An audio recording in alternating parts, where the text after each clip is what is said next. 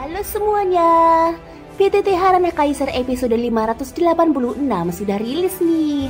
Seperti biasa, tanpa banyak pembukaan yang terlalu panjang, yuk langsung saja kita simak kisah serunya. Di episode sebelumnya, dalam pertemuan penuh ketegangan dan emosi, Xiaoyan dan peri api abadi berselisih paham mengenai hak atas api sejati pemusnah. Pertikaian yang hampir meletus menjadi pertempuran itu akhirnya berubah menjadi kompromi. Xiaoyan menawarkan kekuatan penyeimbang yang ia miliki sebagai penawar sementara bagi rasa sakit yang telah lama diderita peri api abadi akibat menelan 100 jenis api. Sebagai imbalan, peri api abadi bersedia mundur dan menyerahkan api benih pemusnah miliknya. Dengan seluruh benih api telah terkumpul, api sejati pemusnah pun mulai bangkit, menjadi ujian kekuatan, tekad, dan takdir bagi siapapun yang berani mengklaimnya. Aura penghancur yang mengerikan tiba-tiba muncul dari dalam tungku asal api, menyebabkan ekspresi King Tang berubah drastis. Dia tidak berani tinggal lebih lama dan segera memimpin pasukannya untuk pergi. Sebab, dia bisa merasakan bahwa sesuatu yang tidak biasa akan terjadi di tempat ini. Sementara itu, Ji Xiaoyun terlihat sangat tertekan. Wajahnya nampak pucat membiru. Bagaimana tidak, salah satu api asal miliknya telah direbut oleh peri api abadi. Dan ironisnya, itu adalah api yang paling berharga baginya. Hatinya terasa tercabik oleh kenyataan itu. Namun dengan kekuatannya yang terbatas, mustahil baginya untuk melawan dan merebut kembali apinya dari tangan sang peri api abadi. Kini, selain sosok Xiaoyan, semua telah mundur menjauh dari dalam tungku asal api. Bahkan para pendatang baru pun tidak mampu masuk kembali. Tanpa perlu sang peri api abadi bergerak, seluruh pintu masuk telah diselimuti oleh kekuatan hukum kehancuran yang amat kuat, membuat siapapun takut untuk mendekat. Sang peri api abadi mengangkat jemarinya dengan ringan, memperbesar celah pintu masuk. Di baliknya, pemandangan dalam ruang tersebut pun tampak jelas. Raut wajahnya menyiratkan rasa ingin tahu. Ia ingin melihat apakah Xiaoyan benar-benar memiliki kekuatan untuk menaklukkan api pemusnah sejati.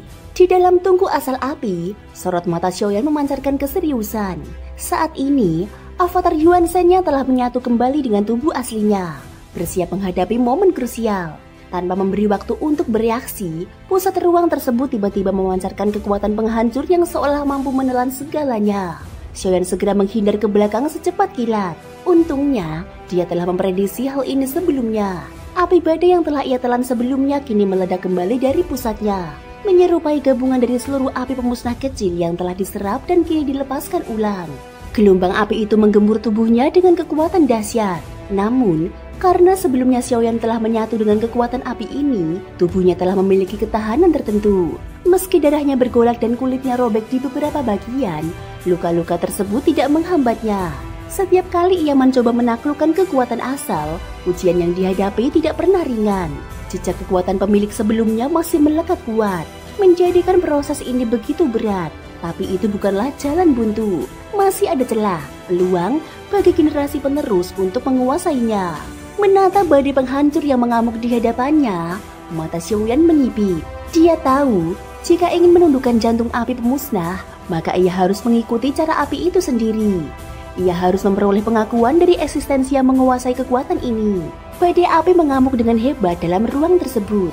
Dan badai pusat badai itu, terdapat segumpal api yang memancarkan warna berbeda dari yang lain. Xiaoyan dapat langsung mengenalinya. Itulah inti api pemusnah yang sesungguhnya. Untuk mendapatkan api itu, Xiaoyan harus menembus badai api dan mencapai pusatnya.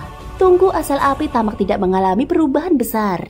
Namun kekuatan badai api di dalamnya kini telah meningkat berkali-kali lipat dibanding sebelumnya. Bahkan dengan kekuatan tubuh terkuatnya sekalipun, Xiaoyan tahu bahwa menelan badai api ini bukanlah pilihan yang bijak.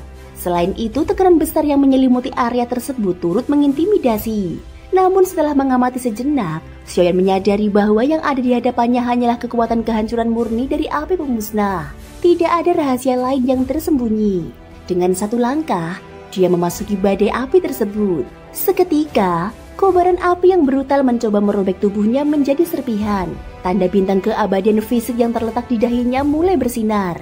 Ia menggunakan tubuh fisiknya yang luar biasa kuat untuk menahan serangan badai kehancuran itu. Beruntung, sebelumnya ia sudah memahami karakteristik api ini. Jika tidak, ia mungkin sudah dimusnahkan menjadi abu. Pada saat ini, jarak dari tempat Xiaoyan berdiri hingga pusat badai kira-kira 100 langkah. Semakin maju, semakin kuat kekuatan penghancur ini. Aku tidak punya jalan mundur. Aku harus mendapatkan api itu, apapun resikonya. Itulah kalimat tegas yang dikatakan Xiaoyan. Setiap langkah menjadi pertaruhan nyawa. Tak terbayangkan betapa kuatnya pemilik sebelumnya dari api ini.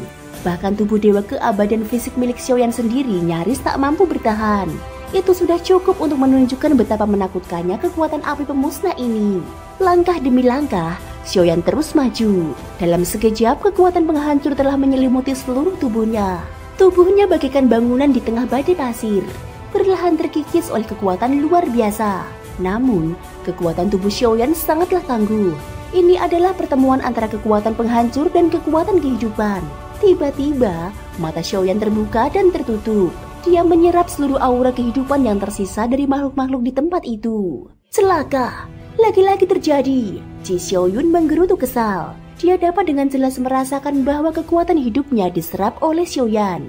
Bagi mereka yang tidak mengetahui situasinya, fenomena ini terasa sangat aneh.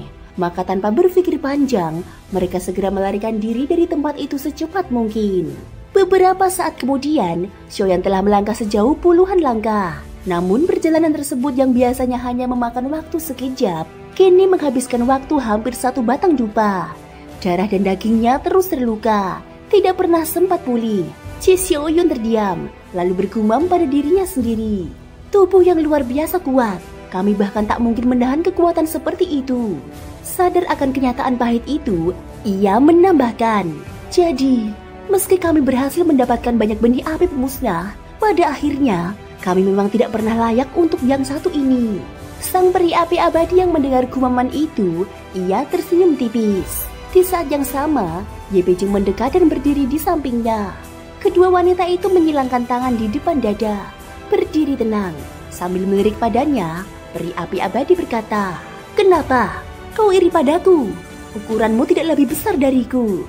Ye Beijing tertawa kecil dan membalas, Tidak.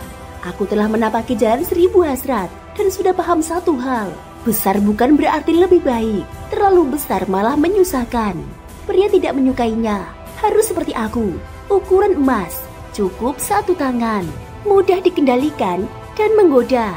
Di jalan ini, kau kalah dariku. Tapi dalam hal siasat dan perhitungan, aku masih kalah 1 langkah. Perbincangan dua wanita ini tidak mereka sembunyikan. Semua yang berada di sekitar mendengarnya dan memahami maksud mereka. Namun, meski demikian, tak seorang pun berani bereaksi. Mereka tahu bahwa kedua wanita itu bukan sosok yang dapat diganggu. Dalam situasi seperti ini, bersikap seolah tidak paham adalah pilihan yang paling bijak. Ye Beijing kemudian melanjutkan ucapannya dengan nada tajam. Jika engkau memang memiliki kemampuan untuk menelan api itu, seharusnya sejak dulu engkau sudah melakukannya. Aku yakin kau telah mencoba berkali-kali, namun selalu gagal. Bahkan meski menguasai 100 jenis api, tetap saja tidak mampu menguasai api ini. Karena dalam koleksimu tidak ada api kehancuran.